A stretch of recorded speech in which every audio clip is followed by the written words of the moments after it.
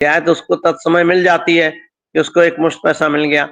लेकिन जो रिटर्न करना है तो जो कर्ज लेता है वो भी उसी खेती में चला जाता है। खेती आज बराबर लोग कह रहे हैं कि कुछ बड़े किसान जो जैसे पंजाब में और हरियाणा में जो बड़े हैं उनकी आप बात छोड़ दीजिए, बाकी खेती किसी के लिए लाभ की स्थिति नहीं है। खेती लाभकारी नहीं रह गई, जबकि सारी अर्थव्यवस्था और हमारा पूरा ढांचा भारत का कृषि पर आधारित है आज भी।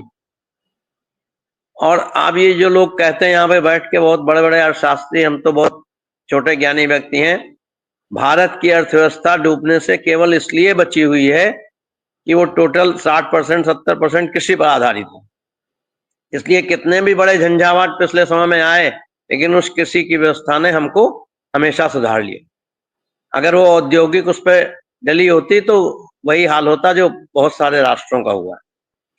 इसलिए सरकार को चाहिए कि जो किसान की खेती के लिए जो सुविधाएं हैं, उचित मूल्य देने की बात है, इन सब चीजों पे ध्यान देना चाहिए, बजाय कि उसको कर्ज देने की सीमा बढ़ा दीजिए, फिर ये कर दीजिए, फिर छूट दीजिए, कुछ छूट दें कुछ ना दें।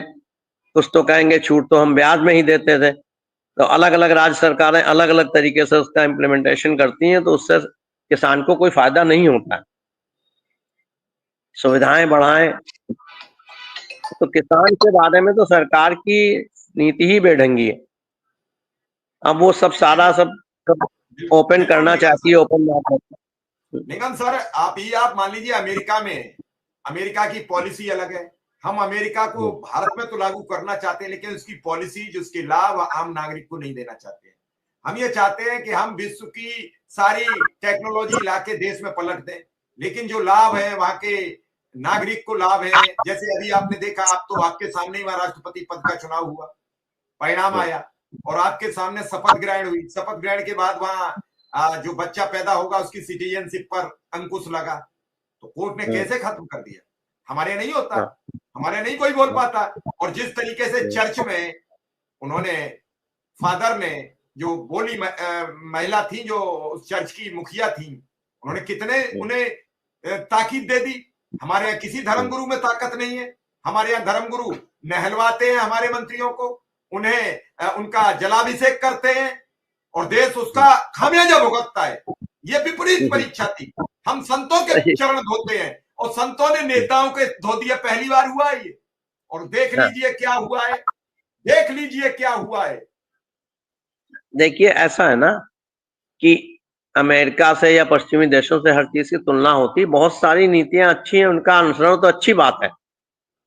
लेकिन मैंने आपको पहले भी शो में कहा था कि मैं तो दोनों तरफ की देख रहा हूँ। जो मेन अभी संविदा कर्मियों का ही है, जो उसका पूरा इम्प्लीमेंटेशन नहीं होता है। और भारत देश के अनुसार जो जनसंख्या है, जो वहां की स्थिति है, जो आर्थिक स्थिति है, उसके अनुसार, उसके अनुपात में उसको तुलना और सुधार किया जाना चाहिए। सीधे सीधे अमेरिका की या पश्चिमी देशों की नीतियां भारत में लागू नहीं कर सकते।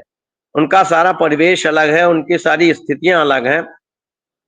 बहुत सारे देश हैं जो एक एक हमारे बड़े बड़े सिटीज हैं उनसे कम उनकी, अब आप डेनमार्क और स्वीडन और फिनलैंड से जो है वो तुलना करेंगे तो बहुत से छोटे डिस्ट्रिक्ट के बराबर उनकी जनसंख्या है। तो ये इन सब चीजों की जो चीजें लाते हैं, सबसे बड़ा उसमें परेशानी ये है कि अधिकारी गए वहां, देख के आए, कमेटी है यहाँ लागू कर दिया, लेकिन जो उसकी मूलभूत चीजें हैं वो लागू नहीं करते हैं। मैं एक छोटी सी बात बता दूं, जो आउटसोर्सिंग के कर्मी हैं और संविदा के कर्मी हैं, आज सबसे ज्यादा पीड़ित हैं भारत में। और आप यहाँ अमेरिका में देखिए, उनको बराबर की सुविधा प्राप्त है। एक सर्टिफिकेट और सब चीजें छोड़ दीजिए, भारत में किसी भी आउटसोर्स और संविदा के कर्मी को एक सर्टिफिकेट अपना एक्सपीरियंस का लेने में कितने पापड़ बेलने पड़ते हैं। 70% लोगों को वो नहीं मिलता है, नई संस्थाएं देती हैं। और यहाँ पर है कि छोड़ने के दिन से ही आपको पूरा एक्सपीरियंस का सर्टिफिकेट, आपका सारा क्लेम, आपका सारी चीज मिल जाती है। जो कर्मी है संविदा के, आउटसोर्सिंग के, उनका फंड जो कटता है उसका सालों तक बड़े बड़े स्कैंडल हुए हैं। क्यों? क्योंकि राजनेताओं के, बड़े बड़े अधिकारियों की कंपनियां हैं जो आउटसोर्सिंग के एजेंसीज चला रही हैं। उनका पैसा ही करोड़ों रुपए, अरबों रुपए 3-3 4-4 साल तक कट करके नहीं भेजती है सरकार। इस पे कोई कार्रवाई नहीं कर रही। किसी एक आध को इस पे जेल भेज दे तो गबन, और बड़ा गबन है। और वही एजेंसियां केवल ब्लैक लिस्ट कर ली जाती, अभी एक FIR कर दिया। दोबारा आऊंगा।